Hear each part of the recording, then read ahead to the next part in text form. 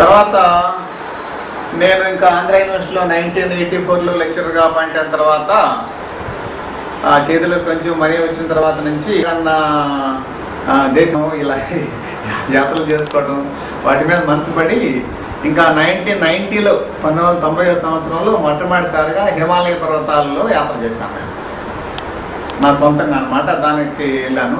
అక్కడ నాకు చాలామంది మిత్రులు తోడయ్యారు. దాంతోపాటుగా ఒక పెద్ద జర్నీ చేశాను హిమాలయ పర్వతాల్లో అనే నేను చాలా సాటిస్ఫై అయినా. అప్పుడు దాని గురించి ఒక వ్యాసం మాత్రం అప్పుడు యూత్ హాస్టల్ అనే బుక్లో రాశాను నేను. ఆ తర్వాత మళ్ళీ ఇంకా 1991 నుంచి మొదలుకొని అంటే అందరూ ప్రపంచం అంతా హిమాలయాలు వెళ్ళేసి అని చెప్పి అనుకొని నేను మన దేశం చుట్టూ ఉండే సముద్ర తీరం అంతా తిరుగుదాము, సముద్రం చుట్టూ ఉండే పల్లెకాల జీవితాలు అవన్నీ అధ్యయనం చేయొచ్చు, వాళ్ళ వేట పద్ధతులు, వాళ్ళ గ్రామీణ పద్ధతులు, లేకపోతే వాళ్ళ జీవన విధానం పట్ల నాకు ఎంతో ఇష్టం. ఎందుకంటే విశాఖపట్నంలో ఉంటున్నాం కాబట్టి విశాఖపట్నం పైన సముద్రం ప్రక్కన ఇల్లు తీసుకుని ఉంటున్నాను. ఈ పరిస్థితుల్లో ఈ మత్స్యకారుల జీవన విధానం తెలుసుకోవడం కోసం అన్నట్టుగా ఉంటుంది. ప్లస్ నేను రకరకాల బీచెస్, రకరకాల సముద్ర తీరాల్లో ఉన్న అందం, ఆ సౌందర్యం అవన్నీ చూస్తూ పోవడం కోసం అని మొట్టమొదటిసారిగా విశాఖపట్నంలో మన రామకృష్ణ బీచ్ మొదలుకొని ఒంగోలు మా ఇంటికి వెళ్ళిపోయాను అన్నమాట సముద్ర భాగం నడుచుకుంటాను. అప్పుడు నాతో పాటు మా విద్యార్థి కూడా అబ్బాయి ఇచ్చాడు. ఈ విధంగా ఇంకా ఒక 4-5 ట్రిప్పుల్లో దాదాపుగా భారతదేశంలో ఉండే తీరం, అటు తూర్పు తీరం పశ్చిమ తీరం కూడా కవర్ చేశాను బై వాకింగ్. దాంట్లో జనం అందరూ కూడా చాలామంది దారిలో నన్ను చూసి చాలా సంతోషపడ్డారనమాట.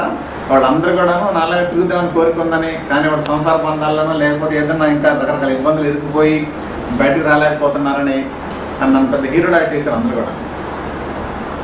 ఆ విధంగా నాకు ఇన్స్పిరేషన్ మాత్రమే కాకుండా చాలా ధైర్యం వచ్చింది నాకు. ఆ తర్వాత 1993 సంవత్సరంలో మన గురువు గారు రాహుల్ సాంకృతిక ఆయన శబ్దదినోత్సవం అప్పుడు ఢిల్లీలో అవుతా ఉంటే ఆ సందర్భంగా నేను డార్జిలింగ్ అంటే అతని సమాధి డార్జిలింగ్లో ఉందని తెలుసుకొని అతని సమాధి వద్దకి ఒక పాదయాత్ర చేస్తే బాగుంటుంది, అతనికి అలాంటి పాదయాత్ర చేస్తే అతను బాగా సంతోషపడతాడు, ఎందుకంటే అతను సాహసయాత్రలు చేసిన గొప్ప మనిషి కాబట్టి ఒక పెద్ద సాహసుడికి మరొక సాహసయాత్ర చేసి అతనికి ఒక పాదయాత్రాంజలి కట్టిద్దాము అన్న ఆలోచన నాకు వచ్చినప్పుడు. దాంతోపాటుగా నేను ఇక్కడ విశాఖపట్నం నుంచి ఇక్కడ మన విశాఖపట్నం బయట భీముల దగ్గర తొట్లకొండ, బావికొండ అనే ఆ బుద్ధిస్టు స్తూపాల వద్ద నుంచి బయలుదేరి డార్జిలింగ్కి ఒక 45 రోజుల తర్వాత చేరుకున్నాను అన్నమాట. డార్జిలింగ్లో అతని భార్యను కలుసుకున్నాను, అతని కొడుకుని కలుసుకున్నాను నేను. ఆ విధంగా అనమాట గురువుగారి ఆత్మశాంతికి అనేది ఒక యాత్ర చేసి అతన్ని సాటిస్ఫై చేయగలిగాను అని వాళ్ళు పరోక్షంగా తెలుసుకొని చాలా సంతోషపడ్డారు. నేను ఆ రోజు రాత్రి రాహుల్ నివాసంలో ఉన్నాను అనమాట. అప్పుడు చెప్పాను నేను, రాహుల్జీ యొక్క చివరి మజిలీ డార్జిలింగ్ అయినా సరే నిజంగా అది కూడా కాదు అని చెప్పాను. ఎలాగంటే సాహస యాత్రలు చేస్తున్న యువతీ యువకుల హృదయ కమలం చుట్టూ ఆ భ్రమణం చేస్తున్న వాళ్ళంటే అతను ఇష్టపడతాడు. కాబట్టి అతను ఎప్పుడు కూడాను సాహసయాత్రలు చేస్తున్న యువతీ యువకుల హృదయ కమలం చుట్టూ తిరుగుతూ ఉంటాడు తన ఆత్మ అనుకున్నట్టుగా. అతనికి ఆత్మ పరమాత్మ వాటి నమ్మకం లేకపోయినా సరే అలాంటి ఆలోచించింది నాకు అప్పుడు. ఈ విధంగా నా డార్జిలింగ్ యాత్ర అనమాట చాలా మంది సంతోషం ఇచ్చింది అనమాట. నేను దాని మీద రాసిన పుస్తకానికి కూడా బాగా స్పందన వచ్చింది. దాని పేరు పాదయాత్రాంజలి.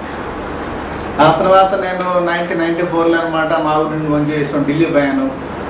ఆ విధంగా నేను 1997లో ఒక యాత్రిక రామ అనే విషయం మీద పాదయాత్ర చేశాను. అంటే రామాయణంలో రాముడు ఏ విధంగా నడుచుకుంటూ వెళ్ళాడో అయోధ్య నుంచి లంక వరకు నేను బనారస్ నుంచి మొదలుకొని తిరువయ్యారు దాకా బయలుదేరిపోయాను నేను. అది ఎలాగంటే రామాయణాన్ని బతికించింది, రాముడికి మంచి కీర్తి పట్టుకొచ్చింది. 3 నదుల ఒడ్డు మీద ఉన్న 3 మేధావులు, 3 మంచివాళ్ళు కాబట్టి.